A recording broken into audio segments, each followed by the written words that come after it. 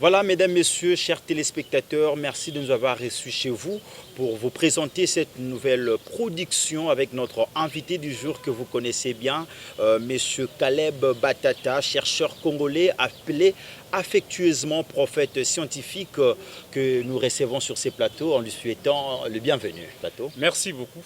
Voilà, ensemble avec M. Caleb Batata, nous allons faire un aperçu général du système LMD, licence, master, doctorat en République démocratique du Congo. M. Caleb, je tourne vers vous. Quelque temps passé, vous avez appris, comme moi, que le président de la République démocratique du Congo, Félix-Antoine Tshisekedi, avait fait une mise au point sur le système LMD en République démocratique du Congo. D'entrée des jeux, quelle est la lecture que vous faites par rapport à cette mise au point? Je remercie d'ailleurs le président de la République par rapport à cette décision. Et nous voyons que le président de la République a quand même écouté les scientifiques qui ont essayé quand même de relever quelques défis concernant les systèmes, l'applicabilité des systèmes LMD en République démocratique du Congo. Et je pense que vous savez très bien que l'applicabilité de ces systèmes-là demande beaucoup de préalables qui ne sont pas encore réunis. Là, nous devons reconnaître cela. Et c'est ce que le président a essayé quand même de relever dans son élocution, que nous tous nous connaissons. Et nous, étant que des scientifiques, nous prenons acte de cette décision. Et nous pensons que c'est une bonne décision qu'il faut prendre. On doit aller progressivement avec ce système LMD. Alors, en clair, c'est quoi exactement le système LMD? Alors, le système LMD, comme on le dit, master... licence, master, doctorat, on dit c'est une sorte de réforme.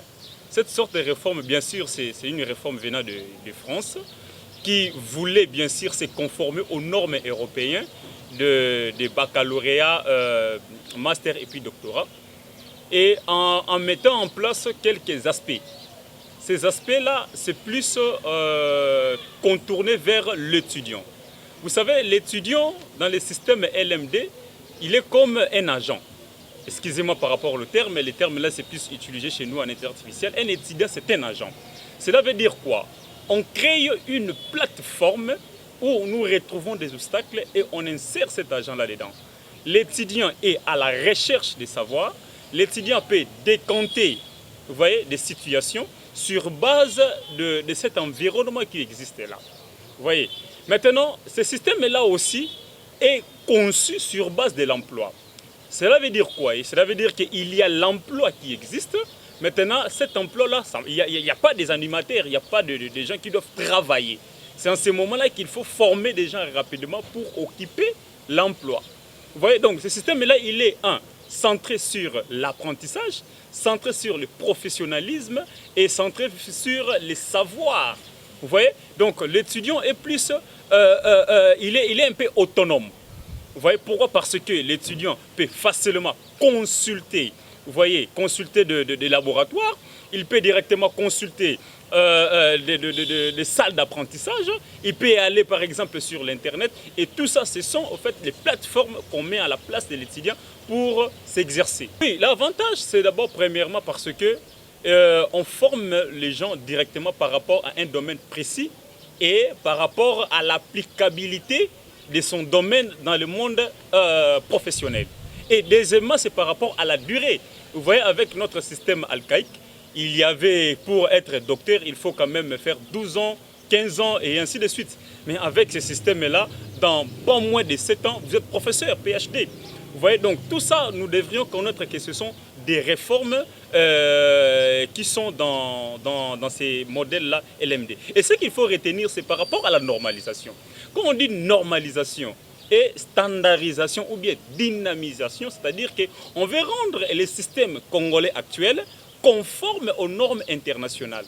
Okay. Cela veut dire quoi? Un étudiant qui a fait par exemple ici, il est informaticien, n'est-ce pas? Il peut aller suivre même le même cours par exemple vers Togo, Sénégal et ainsi de suite. Il n'y aura pas de difficultés parce qu'il y a un système qui est standard. Donc vraiment c'est une réforme à encourager. Oui, c'est une réforme à encourager. Et on peut dire que ça vaut son pesant d'or dans le système éducatif congolais. Bon, si vous regardez très bien par rapport à ce que j'ai dit, c'est-à-dire qu'un étudiant, c'est un agent. Et cet agent-là est placé dans l'environnement. Maintenant, la question serait qui doit disponibiliser l'environnement? L'environnement, c'est ce que nous appelons le préalable. Tant qu'il n'y a pas cet environnement-là, donc vous ne pouvez pas placer l'argent. Et aujourd'hui, maintenant, on se retrouve ici à Kinshasa, il n'y a pas l'environnement, mais on place l'argent. Voilà, c'est ce que je voulais certainement dire dans le moment actuel. Est-ce qu'il faudrait réellement mettre déjà en place ces systèmes? Comme vous avez dit, il n'y a pas assez d'environnement, mais le ministère de l'ESU tient à ce que ces systèmes soient déjà effectifs de cette année académique dans toutes les promotions et toutes les institutions universitaires de la RDC. Pensez-vous que cela, dans tout cela, il a raison quand même? Mais il n'a pas raison. Il faut commencer à concevoir les plateformes. Il faut d'abord les plateformes, les préalables. Quand nous disons les préalables, peut-être d'autres personnes ne comprennent pas. Il s'agit de quoi? Des bibliothèques. Il s'agit de quoi? Des salles d'apprentissage. Okay. Il s'agit de quoi? De la connexion, même de l'électricité aussi. Ça, ce sont des problèmes réels que nous retrouvons ici. Comment cet étudiant, parce qu'avec le système LMD... Donc, les moyens ne sont pas encore réunis. Avec le système LMD, l'étudiant est autonome. L'étudiant ne dépend pas du professeur.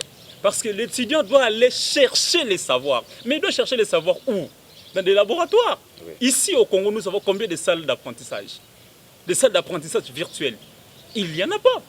Il n'y en a pas. Prenons par exemple les bibliothèques. Par exemple chez nous en informatique. Où on peut retrouver par exemple un livre de Visual Studio 2020. Il n'y en a pas, ou bien 2022. Il n'y en a pas. Donc, ces préalables-là, cette plateforme-là qu'on doit concevoir, que l'État doit d'abord commencer à concevoir et à placer l'argent, ce n'est pas encore fait.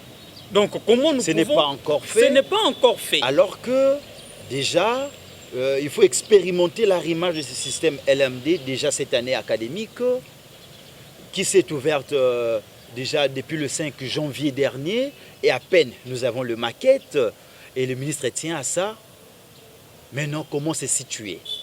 Et aussi, il faut souligner que dans les établissements privés, les cours ont déjà repris. Oui. Avaient déjà repris d'ailleurs, oui, depuis le 5 janvier dernier. Avec des difficultés. Avec des difficultés. Oui. Et maintenant qu'il y a le maquette disponible, comment cela doit se passer? Il faudrait répondre à zéro pour ça, ou bien comment faire pour s'adapter maintenant par rapport à cette ligne que donne le ministère de l'ESU? Oui, l'adaptation, ça peut toujours se faire parce que nous avons bien sûr des professionnels, n'est-ce pas? Mais cette adaptabilité ne peut pas s'appliquer du coup. Non, on doit commencer par à un niveau précis. Vous voyez par exemple les nouveaux inscrits. On peut commencer par, et on dit qu'on applique d'abord les LMD pour CDG1. Vous voyez? En ce moment-là, on commence à expérimenter petit à petit. Mais par rapport au ministre, le ministre veut appliquer cela partout dans toutes les promotions. Selon vous, ça devait aller pas à pas. Ça devait aller d'abord mollo. Lorsque l'État essaie un peu de disponibiliser les ressources, vous voyez, et on essaye quand même d'aller progressivement. Bon, là, selon ce qui est appliqué, par exemple, dans plusieurs établissements. Mais en vrai dire, ce système-là ne sera jamais à 100% une réussite. Pourquoi? Parce qu'il n'y a pas de plateforme où on doit placer l'argent. D'autant plus qu'il n'y aura pas de réussite par rapport à cette mise en place du système LMD. Est-ce que nos enseignements, notre système éducatif court des risques? Mais bien sûr, ça court des risques comme pas possible parce que le système LMD demande beaucoup des assistants, beaucoup de professeurs. Les systèmes-là, nous avons combien de professeurs? Selon, bientôt l'année passée, il y a eu plus de 90 quelques professeurs qui sont morts. Il y a combien de professeurs aujourd'hui? Il n'y en a pas. Donc ce système-là court déjà des risques comme pas possible. Mais il y a les nouveaux docteurs quand même. Il y a les soutenances des thèses qui se déroulent de part et d'autre. Vous savez, c'est tout simplement pour combler ces vides. Vous savez, aujourd'hui les universités doivent avoir l'objectif. Leur objectif, c'est de former les animateurs qui doivent travailler dans les entreprises. Vous voyez? Parce qu'aujourd'hui, nous parlons de chômage. Le système LMD tient même en compte du chômage. Aujourd'hui, vous allez former les gens pendant 3 ans de licenciés. Avec quel type d'emploi? Où vous avez ici dans ce Congo 84% de chômeurs. Ça, selon la Banque mondiale. 84% de chômeurs. Avec notre ancien système. Avec notre ancien système. Qui prenait beaucoup de temps. Avec notre ancien système, n'est-ce pas? Chaque année, il y avait au moins 8000 licenciés. Et parmi ces 8000 licenciés, il n'y avait que 100 personnes qui trouvaient de l'emploi. Et maintenant, vous voulez prendre 3 ans pour former ces licenciés. Avec quel emploi? Est-ce que vous connaissez comment on peut évoluer avec ce genre de décision. Hein? Il y aura des impacts énormes par rapport non seulement à l'éducation, mais par rapport sociale. Aussi à la vie sociale. Est-ce une précipitation pour le ministère des Lessus? Mais qu'est-ce qu'on peut dire d'autre? C'est comme si, je ne sais pas, moi je dirais ce sont des décisions de tâtonnement. Il est dans les tâtonner. Ici nous parlons de l'éducation nationale. C'est l'éducation, c'est toute une vie. Il y a des vies des gens de là-bas. Il y a en fait l'avenir de la République que le ministre essaye de négliger. Vous voyez? Donc tout cela, ça devait être pris en charge pour que nous puissions essayer de mieux diriger ou bien soit de prendre de bonnes décisions pour aider les pays à se développer en matière de mais quand vous parlez de précipitation, en quoi sera profitable pour le ministère des Lessus? Je parle plutôt de tâtonnement décisionnel. Vous voyez? Donc le ministre tâtonne sur... Mais il ne décide pas seul.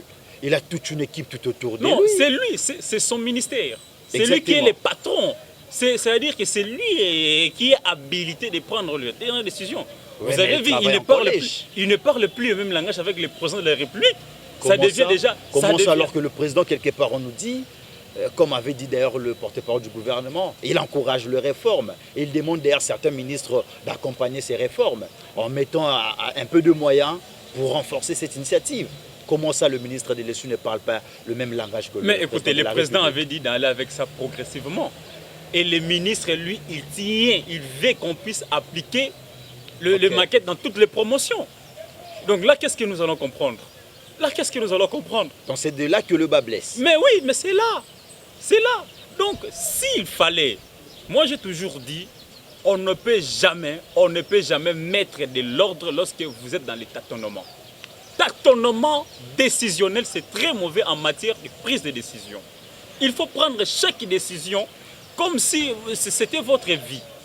Mais là, on sent que, voilà ce que je vous dis, un produit soutiré des partis politiques ne peut rien produire en termes décisionnels. Comment ça, M. Mais je vous dis ce que nous revoyons des choses qui se passent. Ne peut rien produire alors que depuis l'arrivée du ministre des Lessus, nous constatons vraiment les initiatives qui n'existaient pas jadis. Mais il est bien sûr soutiré d'un parti politique, mais il faut quand même reconnaître cela, M. Caleb. Je dis ceci. Pour redresser les choses. Réfléchissons comme étant des scientifiques. Exactement. Ici, nous ne parlons pas, non, nous ne sommes pas des hypocrites pour parler. C'est ça le fruit. Nous parlons en termes, il faut quantifier. Quand vous parlez de la fiabilité, démontrez les chiffres. Démontrez les chiffres quand vous étiez au pouvoir, quand vous n'étiez pas là, il y avait combien? Maintenant, qu'est-ce que vous avez fait? Il a un bilan à défendre. Il va défendre les bilans. Nous allons voir ça. Mais pour le moment, moi je ne vois rien du tout. Je ne vois rien du tout. On fait que s'assombrir. On fait que s'assombrir. Là où il y a des politiciens, le Congo ne peut pas espérer parce que quand là où il y a la politique, la science est bafouée. C'est comme ça, on n'écoute plus les chercheurs. Maintenant, c'est tout le monde qui commence à prendre des décisions n'importe comment. Non! Ça doit s'arrêter, ce genre de choses.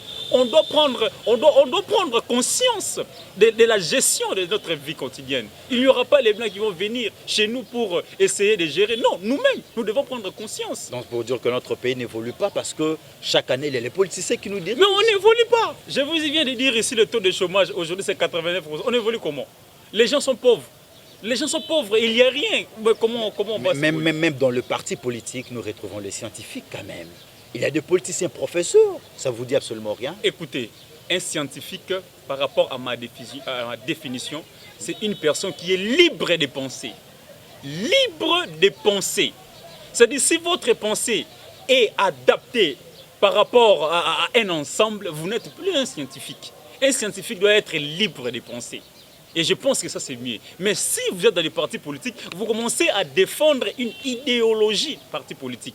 Vous êtes dans cette idéologie. Donc là, je ne pense pas que vous serez un bon scientifique, un bon produit scientifiquement pour défendre les intérêts de votre pays. Déjà, en train d'atterrir avec notre invité du jour, le chercheur congolais Caleb Batata. Nous sommes ensemble avec lui sur ces plateaux en train de faire un aperçu général du système licence, master, doctorat, LMD en sigle. Alors là, nous tournons encore une fois vers M. Caleb. Et maintenant, là, il faut s'adapter par rapport à ces systèmes en revoyant les charges horaires de professeurs. Bien que vous déplorez tout cela, mais qu'est-ce que ces derniers doivent maintenant faire? Ce qu'il doit faire maintenant, c'est très simple. Il doit commencer à construire les cadres, les plateformes où on doit statuer l'argent. C'est-à-dire, il doit mettre en place des bibliothèques vraiment automatechnologiques. Il doit mettre en place des salles d'apprentissage. Il doit mettre en place, parler avec celui qui gère les pétentiques pour la connexion fiable et essayer aussi de parler avec celui de l'énergie pour la disponibilité de l'électricité. Donc c'est ce qu'il doit commencer d'abord à faire comme préalable. Et deuxièmement, essayer aussi de voir les conditions de vie des enseignants. C'est ça, ce sont là des préoccupations qui sont maintenant, qui devraient normalement faire. Et en ce moment-là, dès que ce sera fait, il commence maintenant à analyser comment il peut donner les réformes éducatives dans notre système. Mais en parlant de l'électricité, ainsi de suite, ce sont les recommandations données par le chef de l'État, comme je l'ai dit tantôt. Donc pour dire que ces ministères sont déjà avertis. Mais c'est ce qui doit être fait pour que nous puissions appliquer les LMD. Comme Les avait dit LMD le ne peuvent pas s'improviser comme ça vient et puis vous avez... Non, il a besoin qu'on puisse appliquer les LMD. Mais il y a des critères, respectons les critères là, respectons les paramètres là. Comment vous violez les paramètres des LMD directement, vous voulez l'imposer? Non, ça ne peut pas se faire. Donc vous ne donnez pas du crédit à cette année académique, d'autant plus que vous avez dit qu'il n'y aura pas de succès. Mais cette année ici, c'est déjà l'année chouée, je vous dis, il y a eu déjà presque 3 années académiques. Quand il y aura la rentrée ici, vous allez voir. Mais quand il n'y a pas année blanche, on peut considérer parce qu'il n'y a pas année blanche. Écoutez, cette année ici, c'est déjà l'année qu'on doit mettre à côté. On ne fait que sauver l'année. Pour le moment, les décisions qui sont prises, on ne fait que sauver cette année ici, qu'on a essayé déjà de mettre à côté. Vous voyez? Donc, aujourd'hui, il y a des tâtonnements comme pas possible dans ces ministères-là. Il y a beaucoup de choses qui ne marchent pas. Et hier, ça marchait. Mais je vous dis, vous parlez de maquettes. Essayons d'analyser cette maquette-là. Vous allez voir, est-ce que dans cette maquette-là, il y a les programmes de licence, master et doctorat? Non! Non, ils n'ont pas les programmes, ils n'ont pas inséré ça dans la maquette. Moi, j'ai consulté ça, j'ai vu ça. Ils ont inséré que les licences. Master, c'est oublié. Et doctorat, oublie. On ne sait même pas. Les travaux continuent. Non, prenons en sciences et technologies. Quelles sont les options qu'ils ont essayé vraiment de regarder à partir des licences jusqu'au doctorat? Ce n'est pas repris là-bas. Donc même les maquettes là, c'est incomplet. Ce que je vais dire... S'adresser au gouvernement, de manière générale, au ministre de l'ESU, aux scientifiques par rapport à ces systèmes LMD, parce que ça doit être déjà appliqué. Voilà. Ce que je peux dire, nous sommes les Congolais. Chaque acte que nous posons, ça peut avoir des conséquences dans le futur. Et en matière décisionnelle, on n'improvise pas. On fait. On fait sur base des études, on fait sur base de l'échantillon que vous avez et on agit rapidement parce que ce que vous prenez comme décision, ça peut avoir l'impact social, économique et ainsi que salarial des gens. Donc le ministre doit quand même appliquer ce que le chef de l'État lui a demandé, d'aller progressivement. Et nous essayons aussi d'étudier quelques contraintes liées à l'emplacement ou bien à l'instauration de notre système qui est le système LMD. Et ce que je peux aussi dire, notre système alcalique, donc le système formel, n'était pas aussi un système qu'on doit bannir. C'est un système qu'on devrait plutôt personnaliser pour que nous puissions essayer quand même de mieux gérer ou bien de mieux former les gens dans ces systèmes-là.